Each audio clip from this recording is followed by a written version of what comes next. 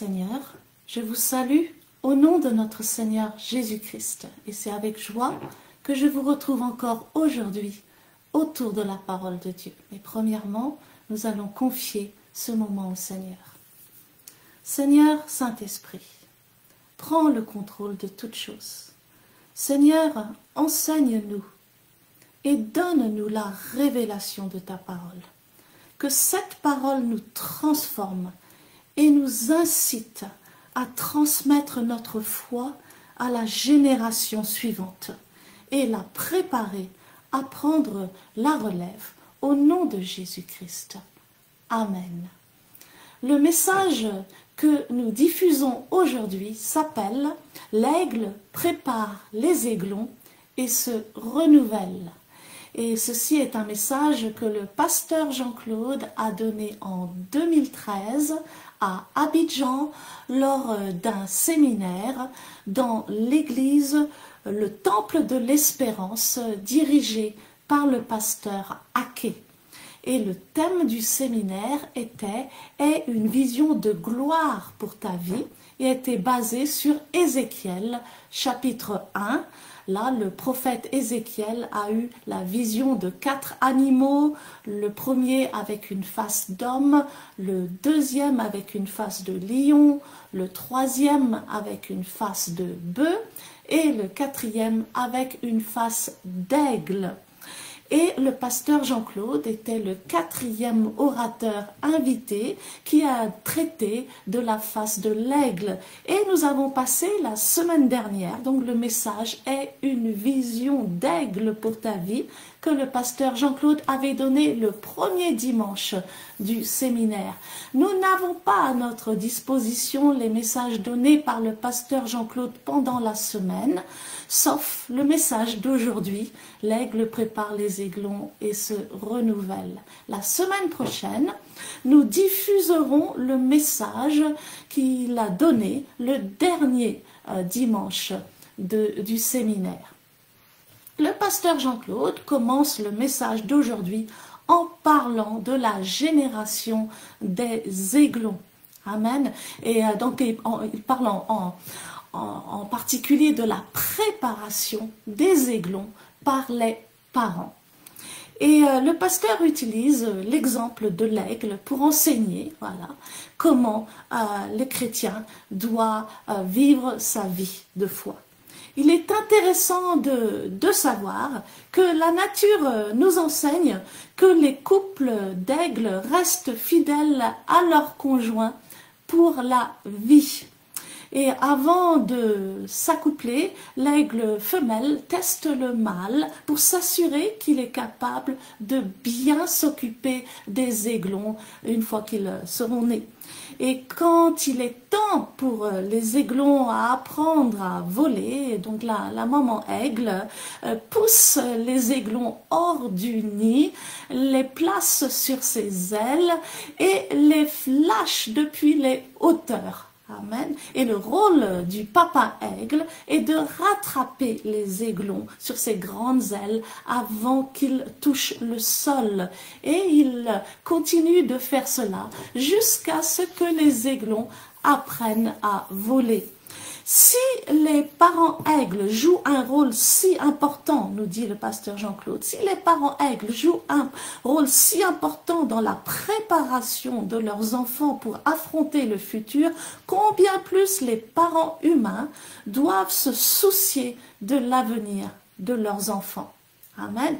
Ils doivent s'engager personnellement dans le processus de formation de leurs enfants à chaque étape de leur développement jusqu'à ce qu'ils volent de leurs propres ailes. Et le pasteur ajoute, nous devons préparer nos enfants non seulement pour les défis de la vie, mais aussi pour avoir une foi solide dans le Seigneur. Et nous savons que la foi vient de ce qu'on entend, et ce qu'on entend vient de la parole de Dieu.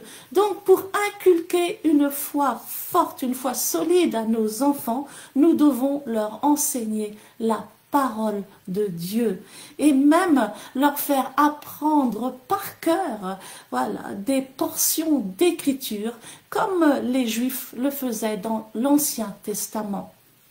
Deutéronome 6 à son verset 4 nous dit « Écoute Israël, l'Éternel, notre Dieu, est le seul éternel.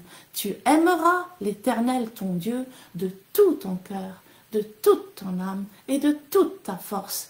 Et ces commandements que je donne aujourd'hui seront dans ton cœur. » D'où l'expression « apprendre par cœur ».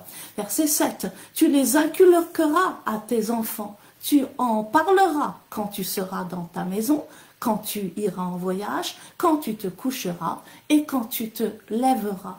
Tu les liras comme un signe sur tes mains et ils seront comme des frontaux entre tes yeux. Tu les écriras sur les poteaux de ta maison et sur tes portes. » De la même manière, les parents doivent transmettre la parole de Dieu et prier avec leurs enfants le matin, amen, quand ils se lèvent, quand ils les amènent à l'école, avant de manger, le soir avant de dormir, tout au long de la journée. Et aussi, le pasteur nous enseigne comment l'ennemi de l'aigle, le serpent, amen, c'est une image du diable, comment le serpent s'attaque à la progéniture de l'aigle. Il s'attaque aux œufs. Amen. Et donc, on peut faire un parallèle avec les bébés et les enfants humains, mais aussi avec les bébés spirituels. Amen. Ceux qui n'ont pas encore grandi dans la foi. Le serpent n'est pas un problème pour l'aigle adulte, l'aigle mûr, car il a toujours la victoire sur le serpent. L'aigle prend le serpent entre ses serres et le laisse tomber depuis les hauteurs pour s'écraser sur le rocher. Et le rocher représente Christ qui est la parole. Et l'autre manière de tuer le serpent, pour l'aigle, c'est de le déchiqueter avec le bec. Et le bec, donc, pour nous, représente la bouche du chrétien. Nous vaincons le diable par notre témoignage, c'est-à-dire par la confession de la parole. Alors que nous apprenons à confesser la parole avec efficacité, nous passons de l'état d'aiglon à la stature de l'aigle adulte. Le pasteur ajoute, l'aigle apprend aux aiglons à voler, mais la chose la plus importante que l'aigle apprend aux aiglons est de discerner le bon vent. Le vent est le symbole du Saint-Esprit. Ésaïe 40, à son verset 31, nous dit « Ceux qui se confient en l'Éternel renouvellent leur force. Ils prennent le vol comme des aigles. » Il n'est pas dit qu'ils volent comme des aigles, mais ils prennent le vol comme les aigles. Plus important que de voler et de savoir bien prendre son vol. Et le pasteur nous dit, la spécificité de l'aigle est qu'il sait observer les différents courants du vent. Il sait reconnaître le vent qui va faciliter son vol. Alors, il se jette dans le vent, il étend ses ailes et se laisse glisser dans le vent. De la même manière, les aigles chrétiens matures doivent enseigner aux aiglons à être conduits par l'esprit et non par les circonstances, et à bien distinguer la voix du Saint-Esprit parmi toutes les voix qui veulent attirer leur attention. Dans une deuxième partie, le pasteur nous enseigne comment l'aigle, quand il atteint la fin de la trentaine, le début de la quarantaine, passe par la mue. À cause de la calcification, il commence à perdre ses capacités. Il n'arrive plus à voler, ni à chasser, parce que ses ailes, ses plumes sont collées. Amen. Il n'arrive plus à manger, parce que son bec est calcifié. Et pendant cette période d'affaiblissement, il doit s'isoler pour casser lui-même son bec et attendre qu'un nouveau bec repousse, et pour pouvoir arracher ses plumes. Et alors, il doit attendre que de nouvelles plumes poussent pour pouvoir voler à nouveau. Parallèlement, Dieu va faire passer le chrétien aigle par des périodes où il va devoir mourir à lui-même, où il va apprendre à crucifier sa chair et à ne plus dépendre de ses propres forces. C'est un passage obligé pour se renouveler spirituellement et apprendre à voler encore plus haut en suivant le vent de l'esprit. C'est un passage obligé pour atteindre la maturité spirituelle.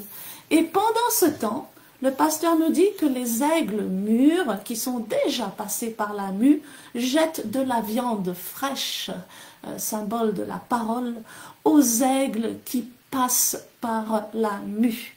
La génération des aigles plus âgés et surtout plus mûrs dans la foi a le devoir d'enseigner et de préparer la génération des jeunes aigles qui se préparent pour prendre la relève. Le pasteur Jean-Claude termine son enseignement en priant pour 4 types de personnes. 1. Les célibataires qui veulent se marier. 2. Ceux qui sont dans des mariages en difficulté. 3. Ceux qui ont des entreprises et ceux qui ne prospèrent pas. Et 4. Ceux qui sont malades. Je vous encourage à écouter jusqu'au bout. Le pasteur prie et fait des proclamations pour chaque différente catégorie de personnes. Prions. Alors que nous écoutons l'enseignement d'aujourd'hui, Seigneur, enseigne-nous à nous laisser conduire comme les aigles par le vent de l'esprit et à nous élever à un niveau de foi supérieur. Je prie que notre discernement et notre foi soient un exemple pour encourager les aiglons à devenir des aigles de l'Éternel, au nom de Jésus-Christ. Amen.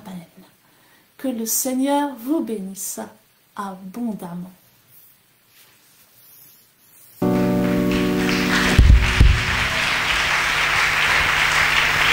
Alléluia. Que le nom du Seigneur soit béni. Parce que nous avons accepté d'être en sa présence. Nous le savons fidèle, nous le savons disponible, disposé à faire du bien à celui qui s'approche de lui. Et nous croyons qu'il est là ce soir, pour toi et pour moi. Alléluia. Nous voulons l'écouter, nous voulons le recevoir sa parole. Il a choisi un homme de Dieu, un serviteur, au travers duquel il veut nous parler. Je voudrais donc inviter l'homme de Dieu, le pasteur Ponsou, Jean-Claude, à venir prendre la parole. Que le Seigneur bénisse abondamment son serviteur. Alléluia. Gloire à Dieu. Merci, pasteur. Je salue tout le monde. Amen. Dans le nom de Jésus. Alléluia. Est-ce que vous êtes tout frais, tout prêt pour ce soir? Hier, nous avons parlé de l'aigle qui mange frais. Dieu a une parole fraîche. Est-ce que vous êtes assez frais pour recevoir la parole fraîche? Ou bien vous êtes fatigué? Amen. Merci Seigneur. Seigneur, je te rends grâce pour ta parole. Merci de ce que ta parole qui est esprit et vie nous impacte ce soir. En sorte que nous puissions être renouvelés dans ton esprit et dans ta vie qui est en nous au nom de Jésus-Christ. Amen. Alors, nous avons commencé une étude, n'est-ce pas, sur 8 caractéristiques de l'aigle. Nous avons commencé avec l'aigle qui vole seul, l'aigle qui voit loin, l'aigle qui porte plus que son propre poids, l'aigle qui mange frais, l'aigle qui aime la tempête, l'aigle qui teste avant de faire confiance. C'est de ça que nous avons parlé hier. Aujourd'hui, nous allons parler de l'aigle. L'aigle qui prépare les aiglons et l'aigle qui se renouvelle. Amen. Je ne sais plus dans quel thème nous avons parlé de la construction du temple de Salomon. Et nous avons vu que la construction du temple, le temple a été construit en silence. Il n'y avait pas de bruit pendant la construction du temple. Et je disais que cela correspond à chaque chrétien, parce que la Bible nous appelle des pierres vivantes. Chaque pierre que nous sommes, nous avons été taillés pour une place spécifique dans le corps de Christ. De même que le temple avait été bâti par des pierres qui étaient taillées d'avance, on n'a pas entendu de bruit de marteau, les pierres ont été encastrées les unes aux autres parce que chacune occupait la place qui lui était destinée. Et j'avais dit que je donnerais le verset, c'est le 1 Roi chapitre 6, 1 Roi chapitre 6 verset 7, qui parle de la construction du temple et qui dit: lorsqu'on bâtit la maison, on se servit de pierres toutes taillées, et ni marteau, ni hache, ni aucun instrument de fer ne furent entendus dans la maison pendant qu'on la construisait. Amen. C'est surnaturel, n'est-ce pas? Donc chaque pierre avait été taillée pour une place spécifique, comme toi aussi tu as été taillé pour une place spécifique. Amen. Maintenant nous revenons au thème du jour. C'est parce que j'avais dit que je chercherais le verset. Alors, hier nous avons parlé du test. Et nous avons parlé de l'aigle, l'aigle femelle qui teste d'abord l'aigle mâle.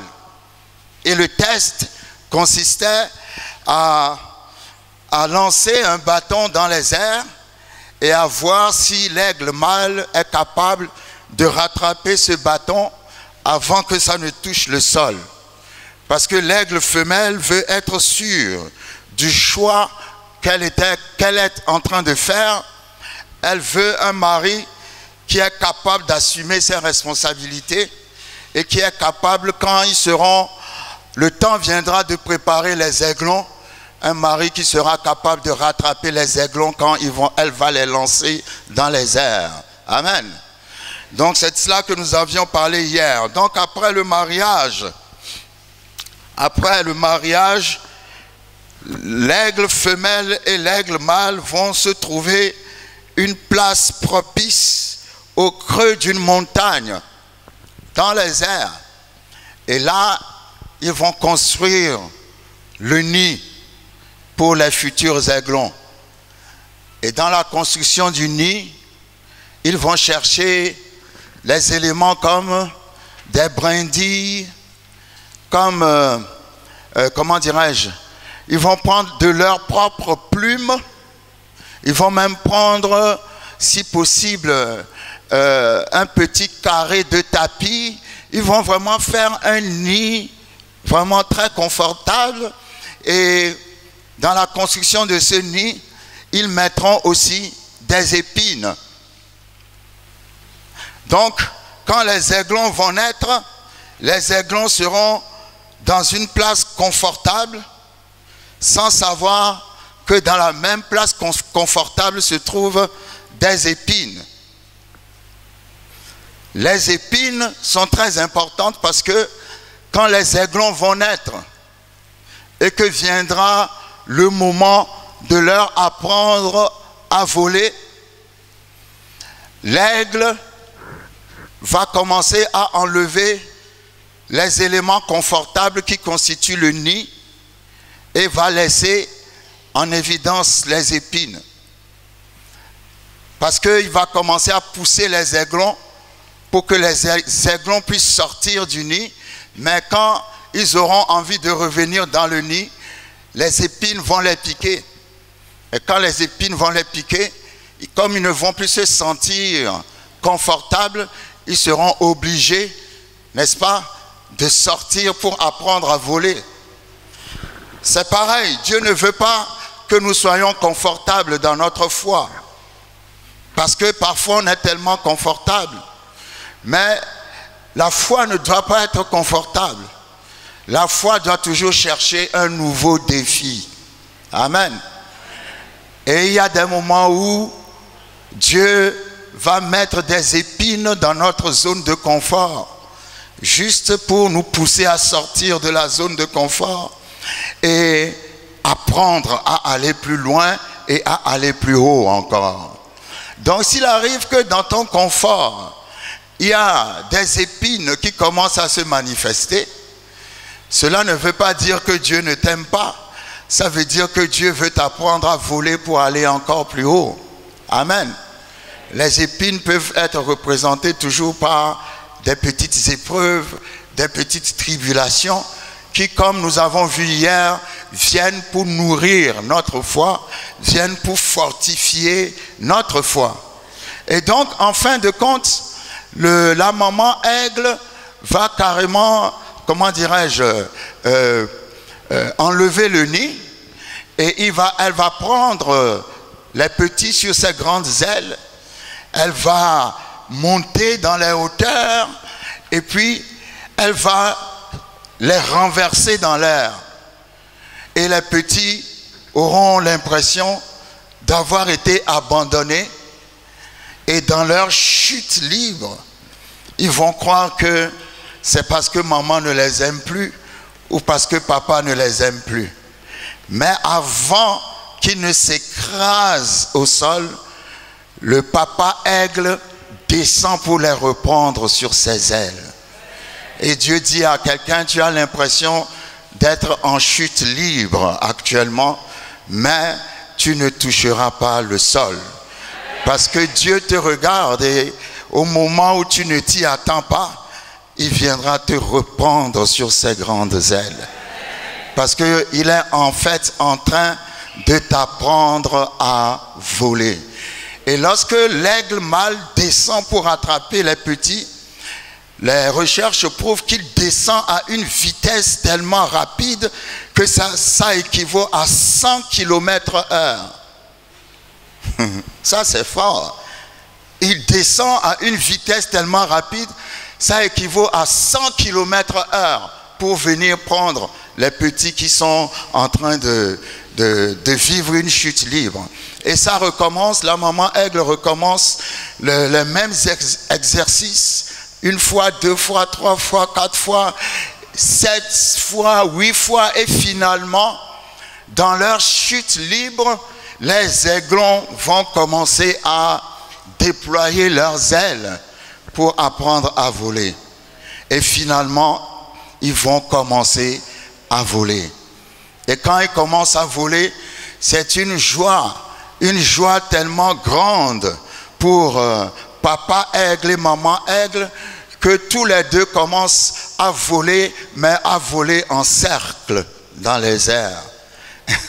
C'est une manière de faire la fête et de fêter la réussite des enfants. Alléluia. C'est curieux qu'un oiseau puisse avoir le souci de préparer ses enfants. Amen.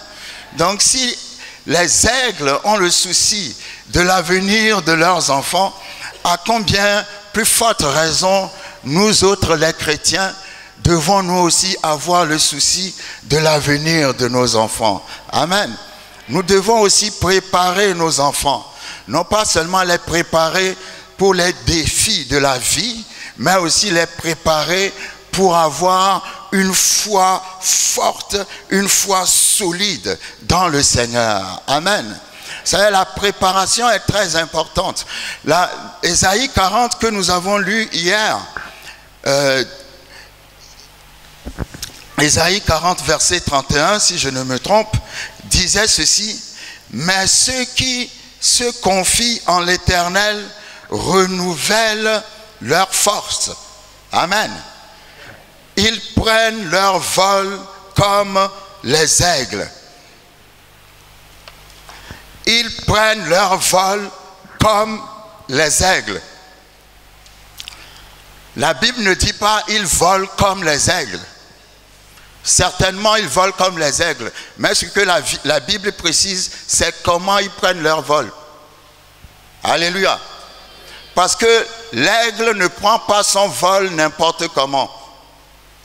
Quand la Bible dit « ils prennent leur vol comme les aigles », il faut voir comment les aigles prennent leur vol. Parce que l'aigle, avant de prendre son vol, il se tient sur un rocher. Alléluia. Et quand il est sur le rocher, nous avons déjà parlé du talon, les talons de l'aigle qui sont 4 fois plus développés que la main d'une personne. L'aigle a des talons très solides. Amen. Et il se tient sur le rocher. Qui est notre rocher? Il se tient sur le rocher et il observe le vent. Et nous avons vu que Jean chapitre 3 présente le Saint-Esprit en le comparant au vent.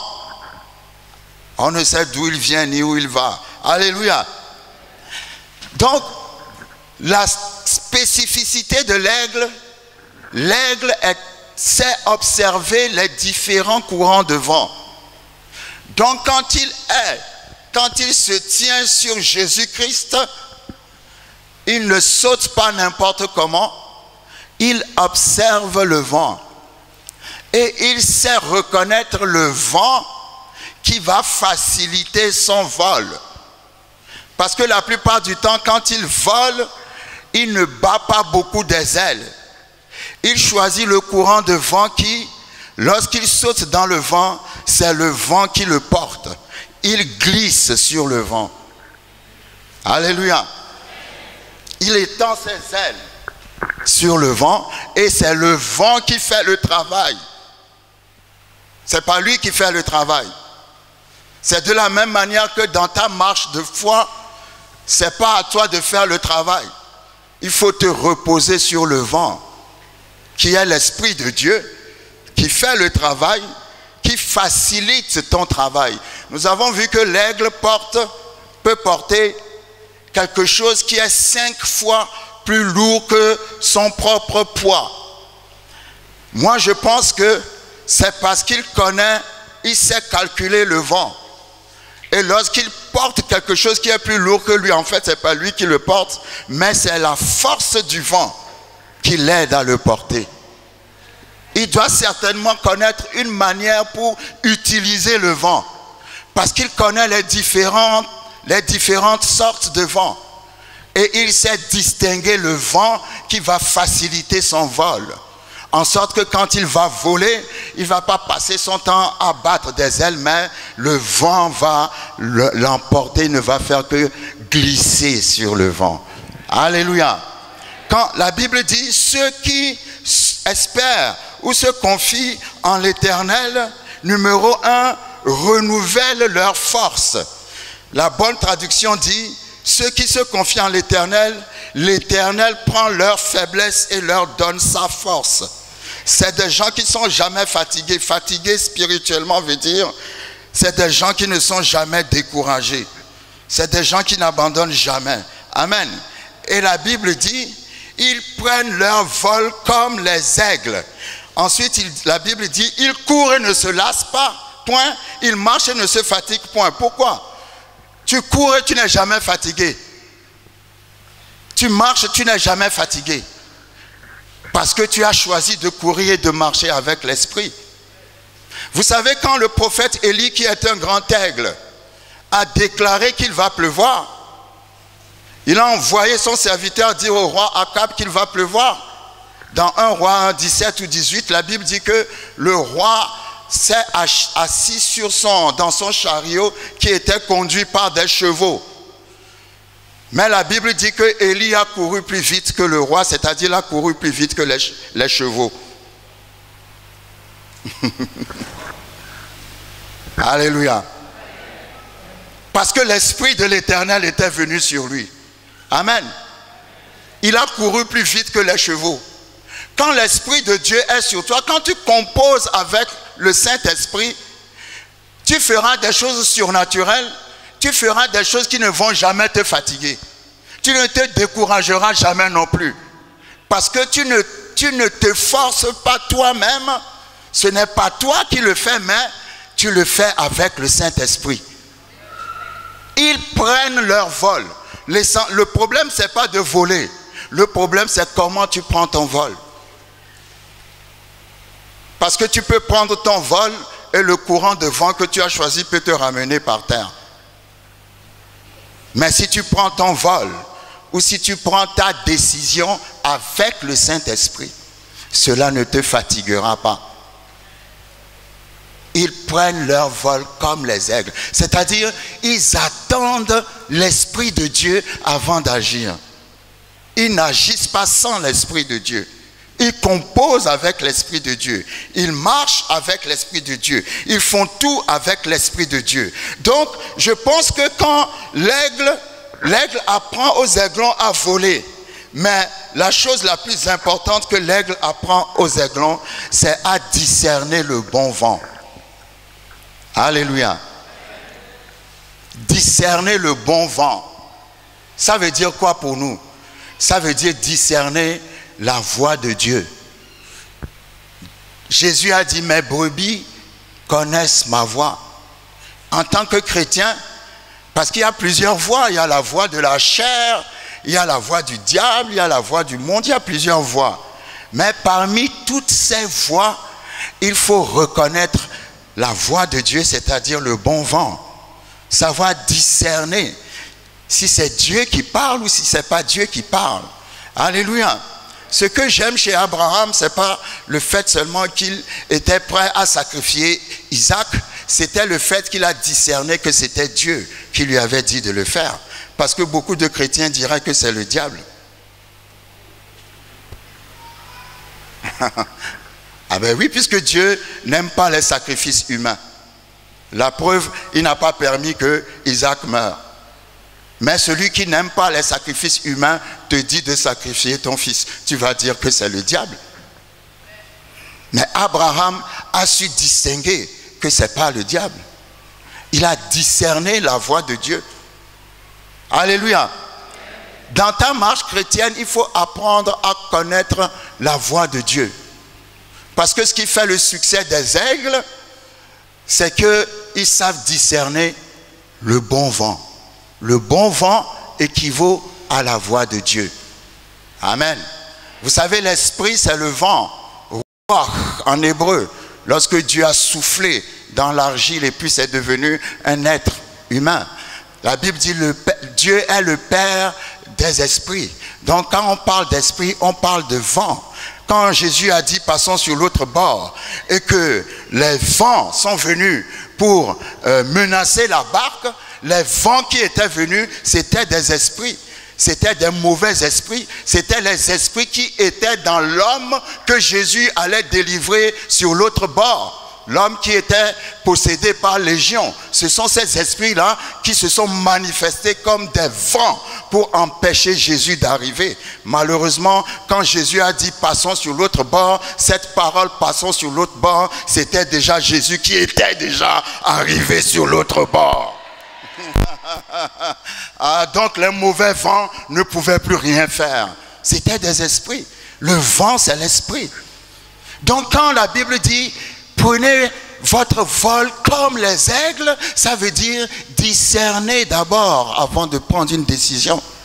Si la décision que vous prenez, si c'est vraiment le bon vent, le Saint-Esprit, ou si c'est les autres vents.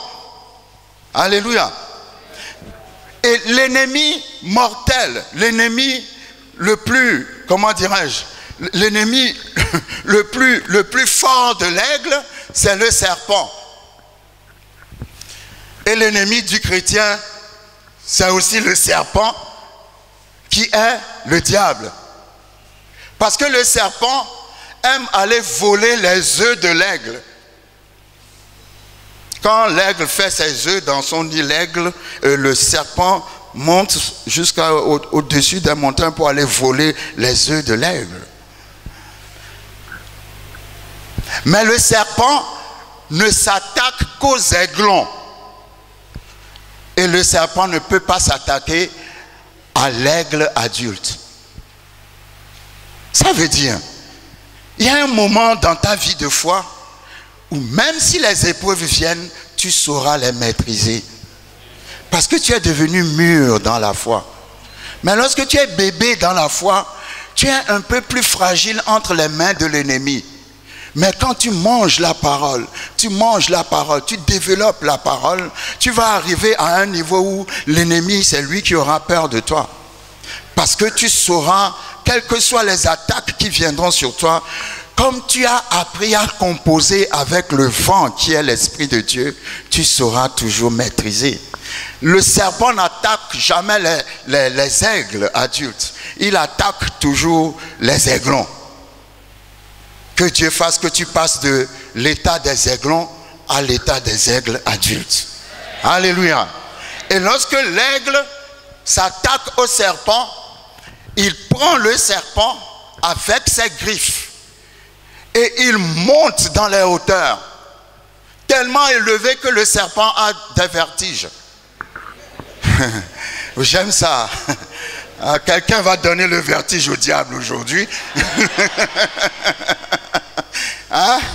Le serpent a le vertige et il le lâche d'en haut, en sorte que quand il tombe, il s'écrase sur un rocher aigu. Amen. C'est comme ça que l'aigle traite le serpent. Ou il le tue de cette façon, ou alors il met ses talons, ses ongles puissants sur le serpent et il le déchire avec son bec. Alléluia. Mais le serpent n'a jamais été un problème pour l'aigle. L'aigle a toujours vaincu le serpent. Et tu vaincras toujours le diable. Tu vaincras toujours ces démons. Tu vaincras toujours toutes les attaques qui viendront contre toi dans le nom puissant de Jésus-Christ de Nazareth. Amen. Ces talons sont bâtis en sorte que quand il met ses talons sur le serpent ne bouge pas. Amen. Les talons parlent de la stabilité aussi dans la parole de Dieu. Si tu as des fondements solides, tu sauras être stable même dans l'adversité. Et tu sauras être solide même dans l'adversité. Alléluia. Donc l'aigle, il arrive parfois dans la vie de l'aigle, comme nous avons parlé pendant que je faisais les présentations. Je veux préciser que les études ont prouvé que l'aigle peut survivre dans n'importe quelle condition climatique. Il n'y a aucune atmosphère, aucune température, aucun climat dans lequel l'aigle ne peut pas vivre. Quelles que soient les conditions climatiques, l'aigle survit à toute condition climatique. Ça veut dire, quel que soit l'état, la situation dans lequel l'ennemi peut te mettre, tu dois pouvoir survivre. Tu es plus fort que ton problème. Tu es plus fort que ta souffrance. Tu es plus fort que ta captivité. Tu es plus fort que la mort. Jésus était tellement fort que quand on l'a enterré, la terre l'a vomi. Ah, quelqu'un ne me suit pas. La terre a dit, je peux garder tous les morts, mais celui-là, je ne peux pas le garder. Parce qu'il est plus fort que la mort. Aucune condition climatique ne pouvait garder Jésus prisonnier. L'aigle peut survivre à toutes les conditions climatiques et toi aussi tu survivras à toutes les conditions de la vie. Tu t'en sortiras toujours. N'oubliez pas la parole Réma que nous avons eue hier lorsque Jacob prophétisait sur Judas et qu'il a dit à Judas, tu reviendras du carnage. Ça veut dire, quelle que soit la mort dans laquelle tu iras, tu reviendras toujours. Il était un aigle, à travers Judas, il a vu la résurrection de Jésus. C'est pour ça qu'il a dit, tu reviendras du carnage. Amen. Quelles que soient les conditions climatiques qui veulent attaquer votre foi, vous survivrez dans le nom puissant de Jésus-Christ de Nazareth. Et je disais aussi que à un moment donné de la vie de l'aigle, l'aigle passe par une forme de renaissance, ou si je peux dire, de nouvelle naissance. Amen. Lorsque les études ont prouvé que l'aigle peut vivre jusqu'à 70 ans, mais lorsqu'il atteint la trentaine, en s'approchant peut-être de la quarantaine, à force de voler, le calcium s'attache à son bec, à ses plumes. Les plumes ne s'ouvrent plus, mais les plumes restent collées à son corps. Et les ongles, les griffes, se sont tellement développés que ça se courbe. Donc, qu'est-ce qui se passe? L'aigle n'arrive plus à voler comme il se doit. Il n'arrive plus à chasser comme il se doit, ni à manger comme il se doit. Donc, il rentre dans une période d'affaiblissement. Et dans cette période d'affaiblissement, l'aigle va chercher une vallée. Mais il fera en sorte que dans cette vallée, il va trouver un endroit où, lorsque le soleil apparaît, le soleil, comment dirais-je, jaillit sur cet endroit. Parce que quand l'aigle est malade, il va s'exposer au soleil. Et le soleil aspire le poison qui est dans son corps et il se sent renouvelé.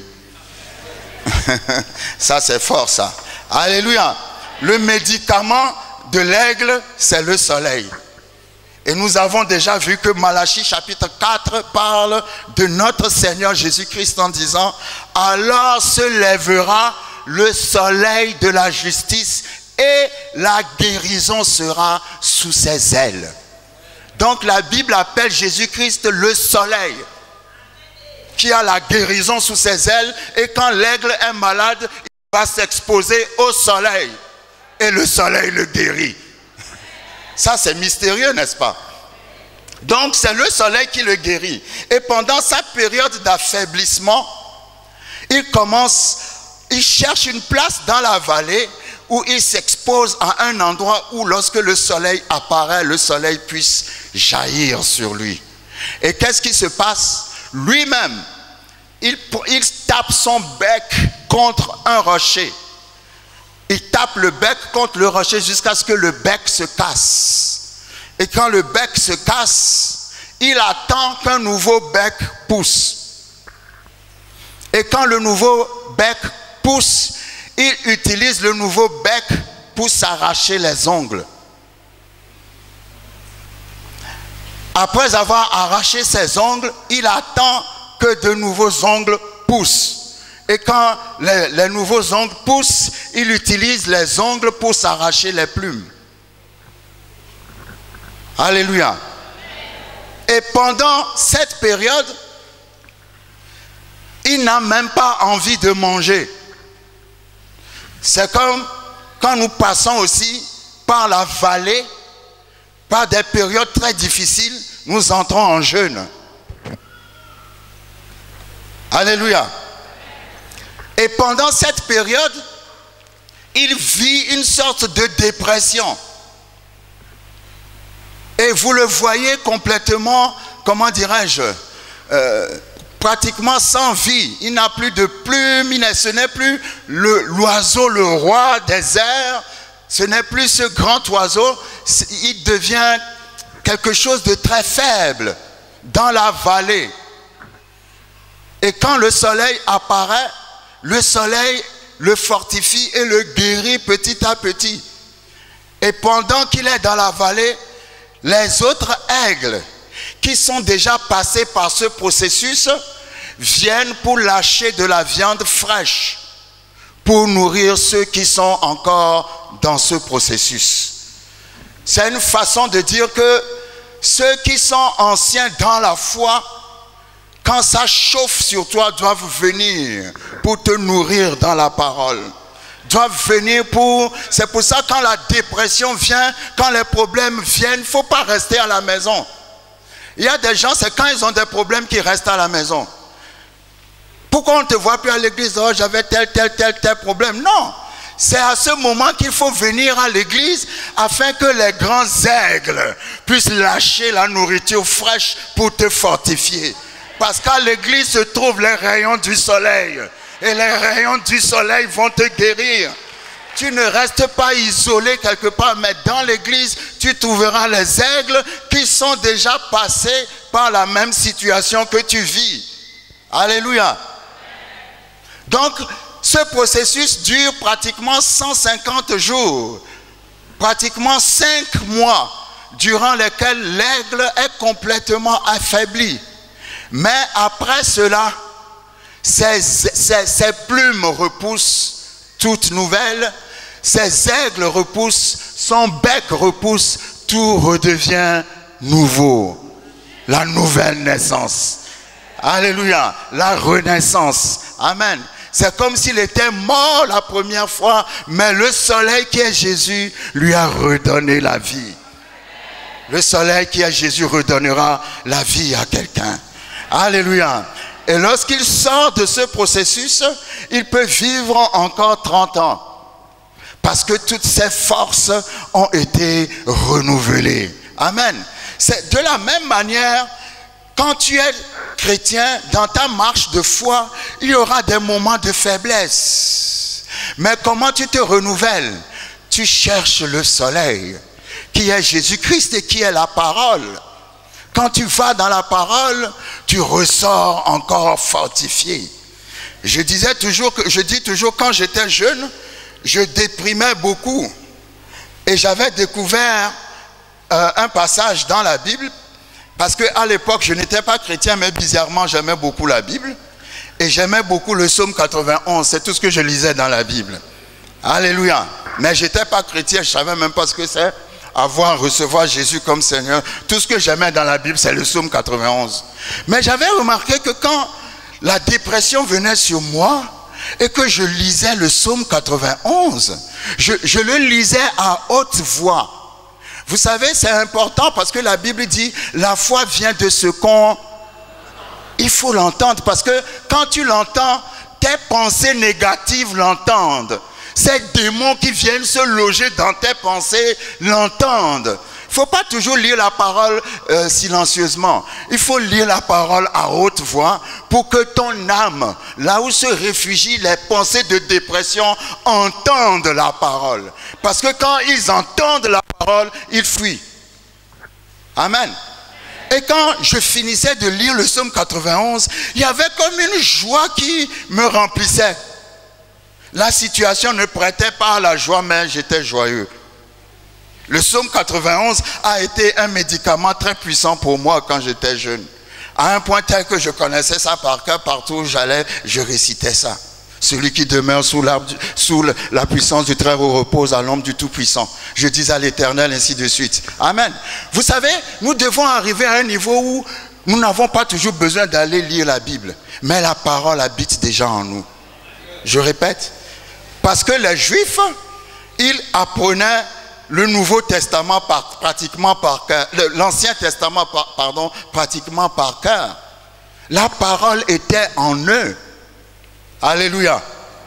Nous, à chaque fois, il faut qu'on aille fouiller. Il faut arriver à un niveau où la parole habite en toi.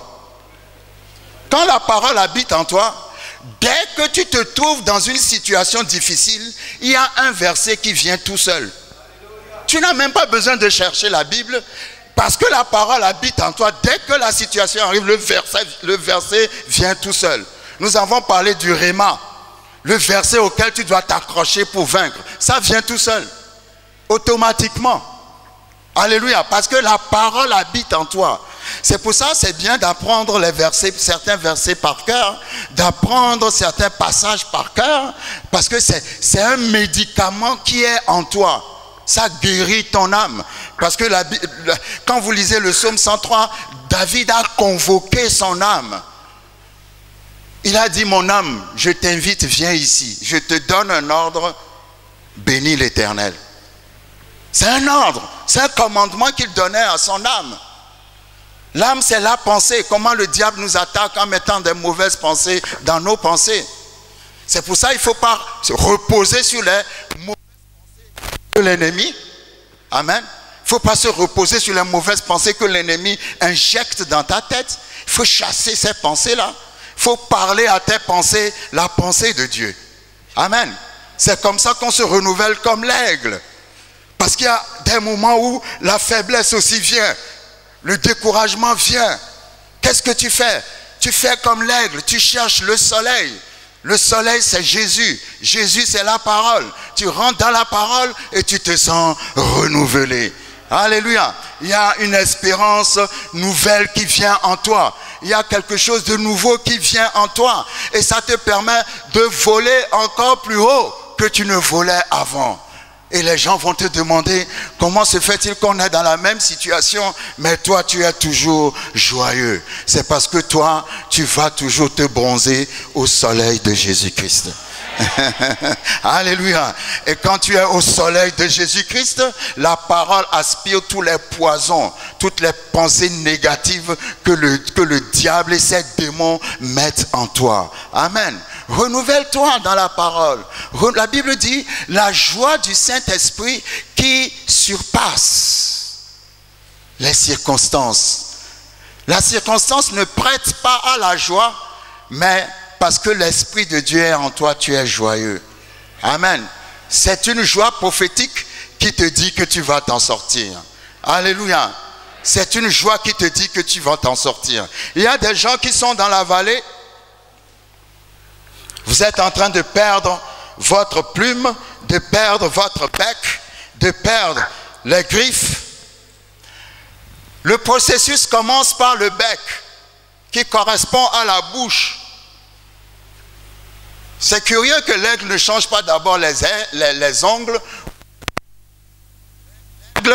C'est curieux qu'il ne change pas d'abord les ailes ou les plumes ou les ongles. Il commence par le bec. Et le bec correspond à la bouche du chrétien. Ça veut dire quoi? Change de bec quand l'épreuve vient. Change de confession quand l'épreuve vient. Change de parole quand l'épreuve vient. Merci. Quand l'épreuve vient, tu ne pries pas comme quand tout était calme. Tu changes de bec. Alléluia. Tu donnes une autre allure à ta prière. Tu pries différemment, tu déclares différemment. Ce n'est pas comme quand tout va bien. Quand tu es en guerre, tu es en guerre. Il y a le langage de la guerre et le langage de la paix. Alléluia. Il commence avec le bec. Il commence par changer de langage. Alléluia. Et après avoir commencé avec le bec, tout le reste suit après. Tu changes ta situation par le bec en changeant de parole, en déclarant les paroles de guerre à ta situation. Et ta situation va être soumise à ce que la parole dit. Alléluia. Merci Seigneur pour ta parole. Merci pour ta parole. Est-ce qu'il y a des gens qui pendant ces jours-ci ont reçu quelque chose sur l'aigle? Est-ce que vous pouvez dire j'ai appris quelque chose sur l'aigle? Quelque chose que je peux apprendre, que je peux adapter à ma vie de chrétien. Parce que l'aigle a été bâti pour vaincre toutes les tempêtes de la vie. Amen. Aucune tempête ne peut dominer l'aigle. Amen. Aucun serpent ne peut prendre le dessus sur l'aigle. L'aigle est puissant. C'est le roi des airs. Amen. Et même quand il est dans l'affaiblissement, le soleil est toujours là pour le renouveler. Amen. Je veux prier. Je veux prier. Je veux prier parce qu'aujourd'hui, c'est vrai, nous concluons le dimanche, mais aujourd'hui, c'est quand même, nous avons déjà couvert la totalité des caractéristiques de l'aigle. Je veux prier pour réveiller l'aigle qui est en vous. Vous êtes déjà un aigle. Amen. Mais il faut changer la mentalité de poulet. Amen.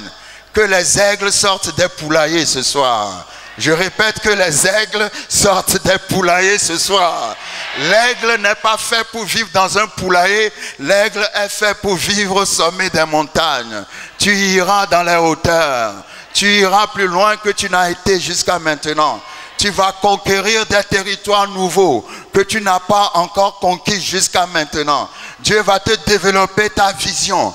Et pendant que l'aigle passe par le processus de renouvellement, sa vision aussi s'affaiblit. Mais après le processus de renouvellement, sa vision se redéveloppe encore. Et s'il y a une parole pour quelqu'un, malgré le processus d'affaiblissement par lequel tu es en train de passer, ne perds pas ta vision. Ne perds pas ta vision. Ne perds pas ta vision. Parce que même quand sa vision s'affaiblissait, il savait dans quelle direction se trouvait le soleil. Alléluia. On peut tout enlever dans ta vie, mais ne perds jamais la direction de Jésus-Christ. Et j'ai l'habitude de dire, si tu as tout perdu et que tu n'as pas perdu Jésus-Christ, alors tu n'as rien perdu. Alléluia. Parce que c'est le soleil qui va encore te redonner la vie. Amen. Je vais prier pour des catégories de personnes. Merci Seigneur, Jésus est le soleil qui va te redonner la vie ce soir. Là où tu es affaibli, là où tu es atterré, là où tu as été vaincu, tu vas te relever ce soir. Je dis tu vas te relever ce soir. Parce que le soleil de la prière, le soleil de Jésus va jaillir sur toi dans le nom puissant de Jésus-Christ de Nazareth. Dans un premier temps, je veux prier pour des gens qui veulent se marier.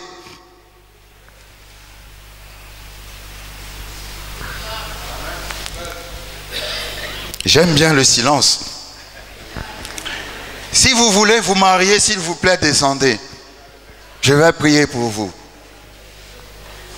Je vais faire des appels différents. Amen. Vite, vite, vite, vite, vite, vite, vite, vite, vite, comme l'aigle, 100 km/h.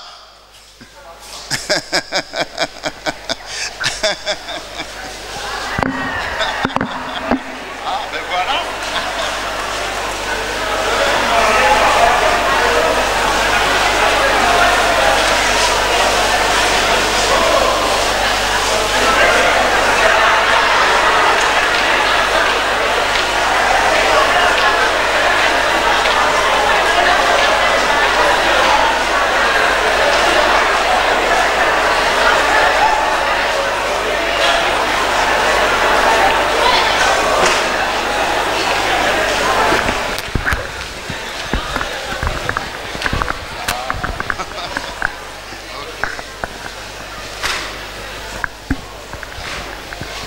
Merci Seigneur.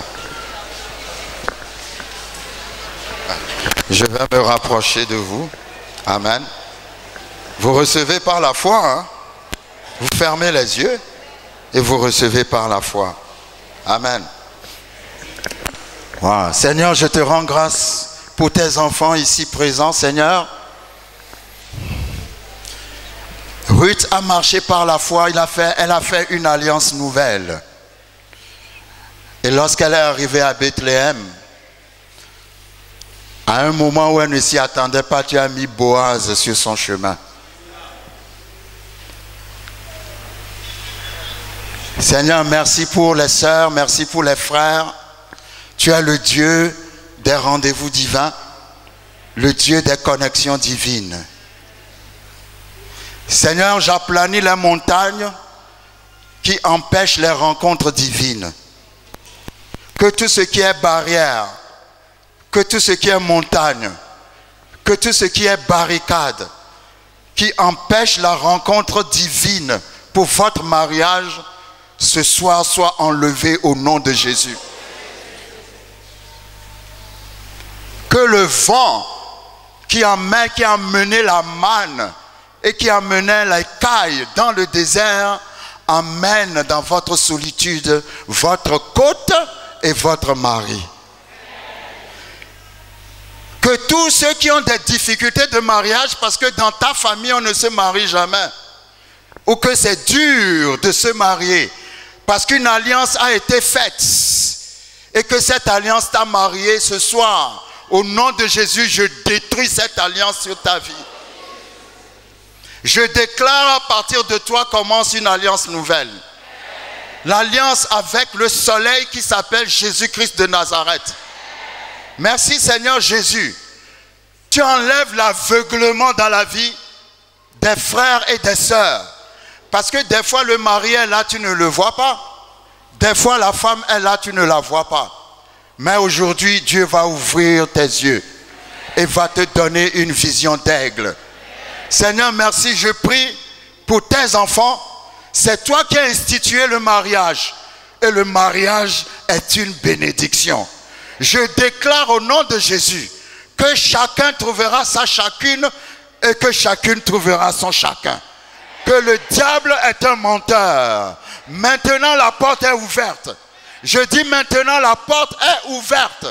Que la faveur et la grâce de Dieu se positionnent sur vous. Dans le nom puissant de Jésus. Dans le nom puissant de Jésus. Dans le nom puissant de Jésus. Que le choix de quelqu'un se porte sur vous. Que le choix de quelqu'un se porte sur vous. Mais quelqu'un qui connaît Jésus-Christ et quelqu'un qui connaît Jésus-Christ. Un rendez-vous divin. Un rendez-vous divin. Un rendez-vous divin. Une rencontre divine. Le Dieu des connexions. Que le Dieu des connexions mette votre mari et votre femme sur votre chemin. Alors que tu sors de ta maison, tu vas le rencontrer. Tu vas la rencontrer. Parce que c'est le Seigneur qui va l'envoyer. Le Seigneur l'a déjà préparé. Et il est prêt pour te rencontrer. Seigneur, je déclare que 2014 sera une année remplie de mariages dans cette église. Qu'il y aura tellement de mariages que le pasteur sera fatigué.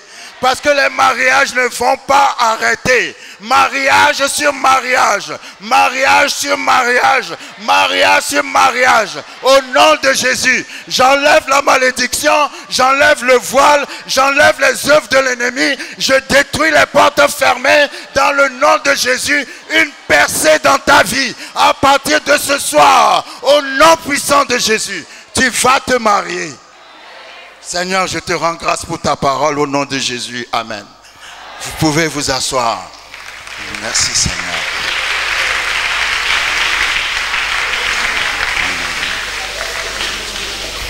Mais il y a des tribulations dans ton foyer. Tu peux avancer.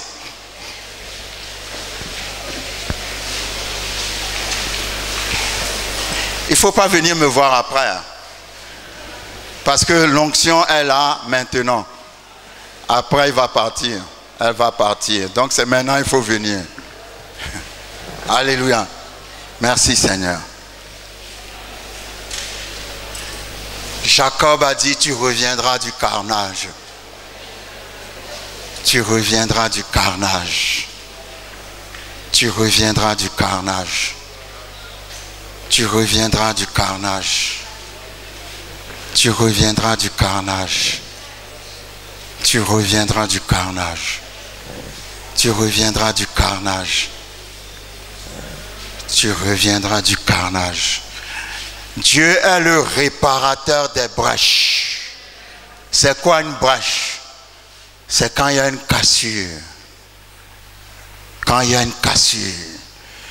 Dieu répare les cassures. Dieu répare les cassures. C'est ça la rédemption. Quelque chose a été cassé, mais a été réparé. Ça a été tellement bien réparé que quand on le voit, on ne peut pas savoir que ça a été cassé. Le réparateur des brèches. Alléluia. Merci Seigneur pour tes enfants qui sont dans la fournaise. Mais je connais 3 personnes qui sont sorties de la fournaise. La Bible dit que leurs habits ne sentaient même pas le feu. Tu as été dans la fournaise, mais ton habit ne sent pas le feu. Dieu est un Dieu qui guérit. Dieu est un Dieu qui restaure. Dieu est un Dieu qui répare. Dieu est un Dieu qui ramène au premier endroit. Seigneur, merci. Je prie, Seigneur, pour tes enfants ici présents, Seigneur. Je sais qu'ils sont dans la fournaise. Mais nous avons vu, tu as bâti l'aigle pour vaincre la tempête. Et je déclare dans la vie de chacun qu'ils vont vaincre cette tempête. Dans le nom puissant de Jésus-Christ de Nazareth. Seigneur, merci parce que ton sang qui a été versé sur la croix du Golgotha, ce sang touche leur foyer maintenant même. Tu es le Dieu de la réconciliation. Parce que ta parole est la parole de la réconciliation. Seigneur, je prie pour la paix dans les foyers. Je prie pour la paix dans les foyers. Merci Seigneur parce que celui qui a quitté le foyer revient au foyer. Celle qui a quitté le foyer revient au foyer. Ce n'est pas un autre foyer qui va être bâti. C'est le même foyer qui va être rebâti. Parce que Dieu est capable de guérir et de guérir sans laisser de cicatrices. Parce que le sang de Jésus refait tout entier. L'aigle renaît de ses cendres. Seigneur, je prie que tous les mariages qui ont été attaqués, qui ont été brisés, que tous ces mariages renaissent sous la puissance du soleil qui est Jésus-Christ de Nazareth. Seigneur, merci parce que tu es le Dieu de la résurrection. Que ton sang précieux passe sur les blessures de cœur. Restaure toutes les blessures de cœur, Seigneur. Restaure toutes les blessures de l'âme, Seigneur. Tu es le réparateur de tout ce qui est détruit et ruiné. Tu peux rebâtir encore. J'appelle au nom de Jésus. J'appelle la paix. J'appelle la joie. J'appelle l'harmonie. J'appelle le bonheur à se manifester dans vos maisons. J'appelle le Seigneur à se lever dans votre situation. Il est le Dieu de la réconciliation.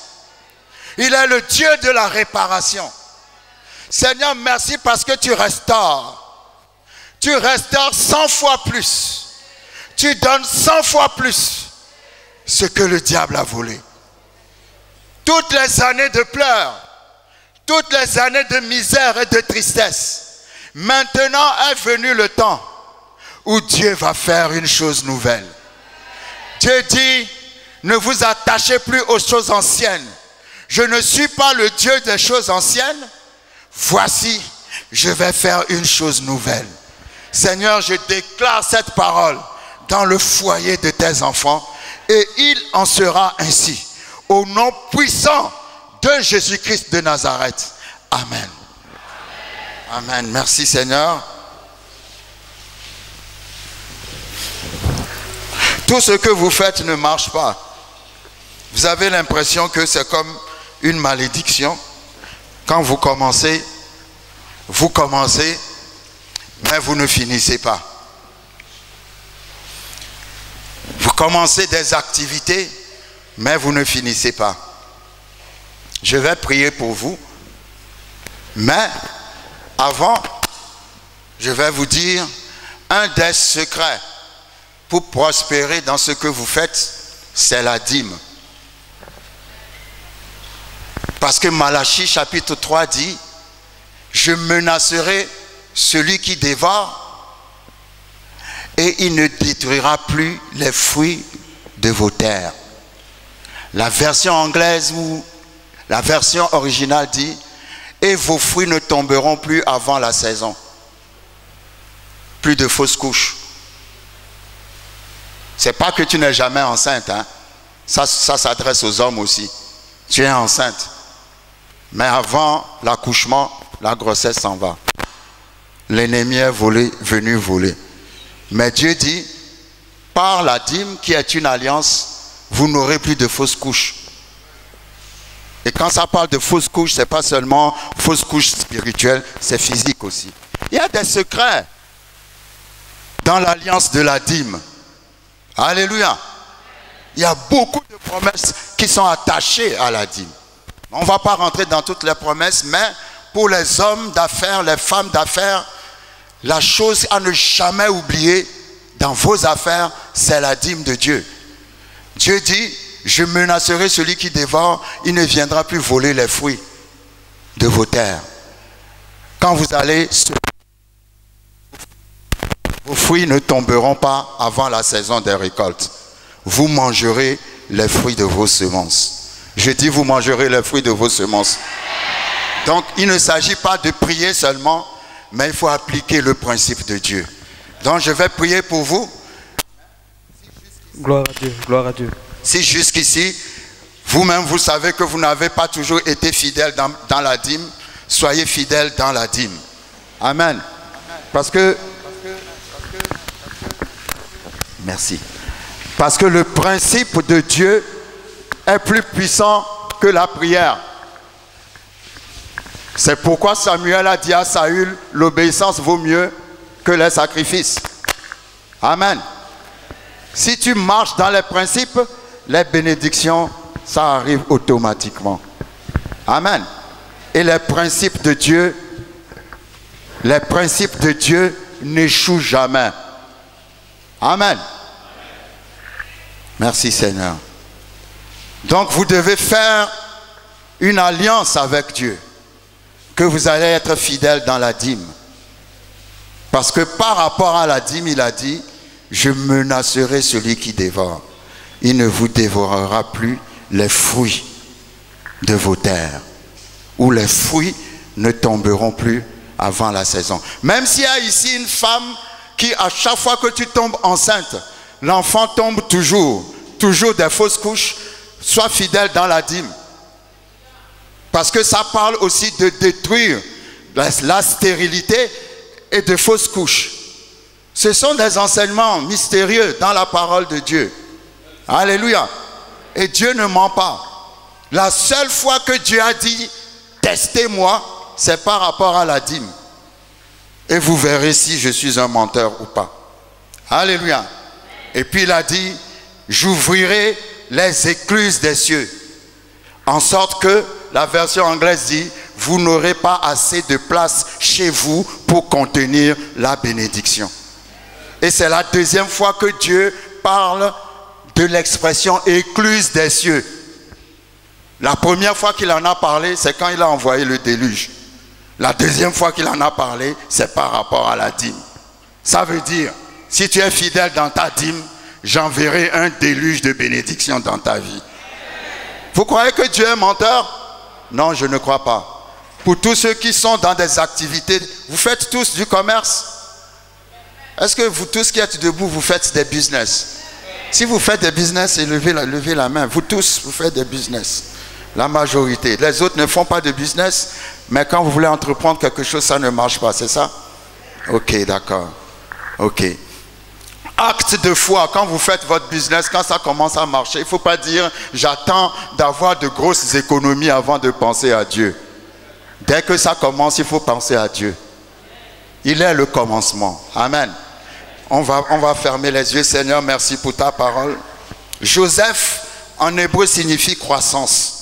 Partout où Joseph allait, il y avait la croissance. Jacob a expérimenté la même chose. Quand il est arrivé dans la maison de Laban, Laban lui a dit « Je sais que j'ai été béni à cause de toi. » Tout son troupeau s'est multiplié. Parce qu'il y avait une bénédiction spéciale que Melchisédek a donnée à Abraham, que Abraham a donné à Isaac, que Isaac a donné à Jacob, que Jacob a donné à Joseph.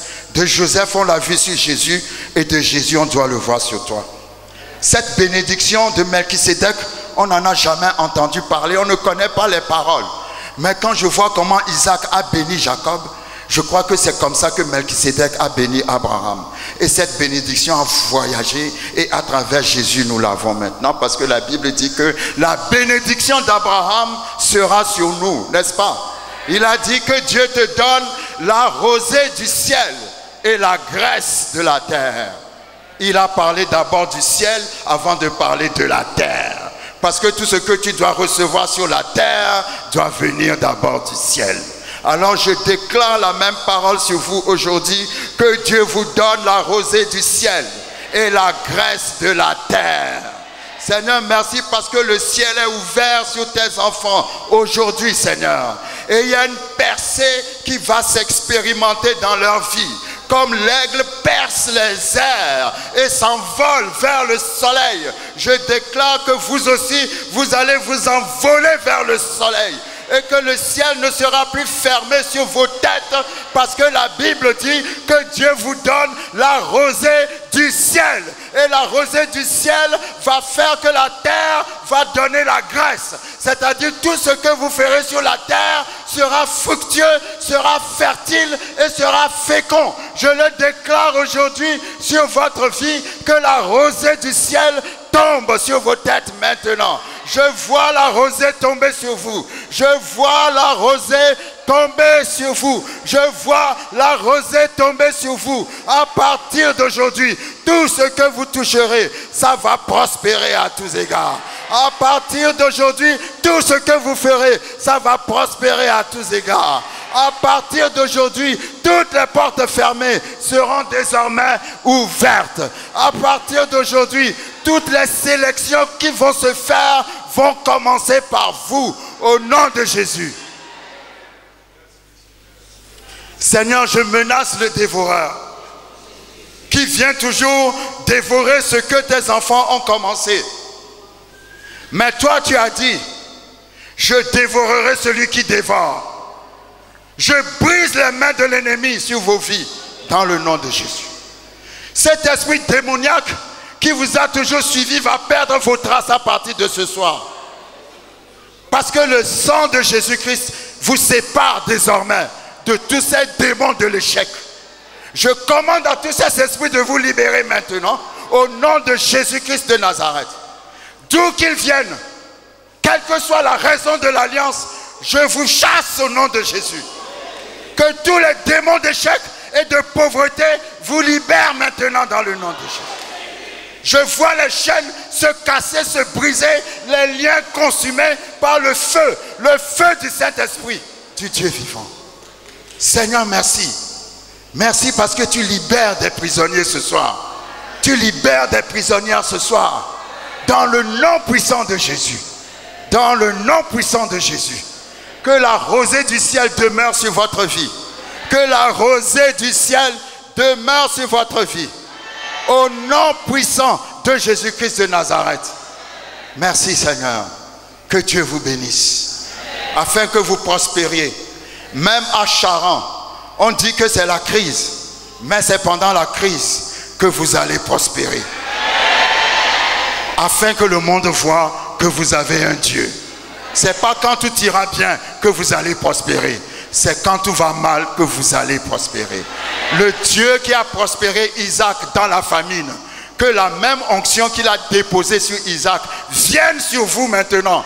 Au nom puissant de Jésus. Au nom puissant de Jésus. Au nom puissant de Jésus. Au nom puissant de Jésus. Dans le nom de Jésus-Christ de Nazareth. Amen. Que Dieu vous bénisse. Que Dieu vous bénisse. Que Dieu vous bénisse. Vous êtes malade. Les médecins disent même que c'est une maladie qui est incurable. Mais il y a un médecin au-dessus des médecins qui s'appelle Jésus-Christ. Merci Seigneur. Jésus-Christ est le grand aigle. Jésus-Christ est le grand soleil. Le soleil qui guérit. Il est le soleil qui guérit. Il est le soleil qui guérit. Il est le soleil qui guérit. Il est le soleil qui guérit. Seigneur, merci.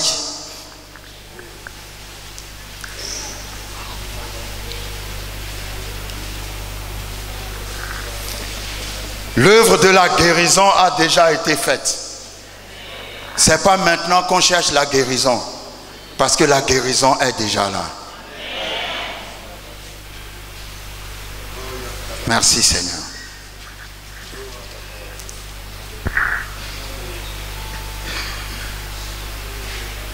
Merci Seigneur.